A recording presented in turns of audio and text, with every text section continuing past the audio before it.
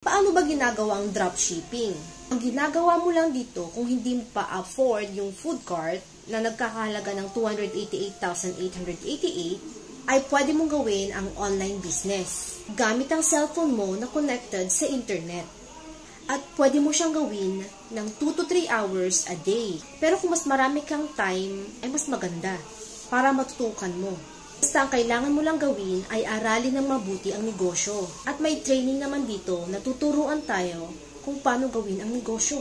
At sobrang ganda din ng mga products natin dito, pang international.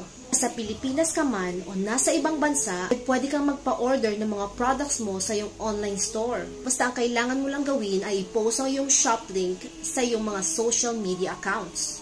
At every Tuesday, pumapasok ang commission mo.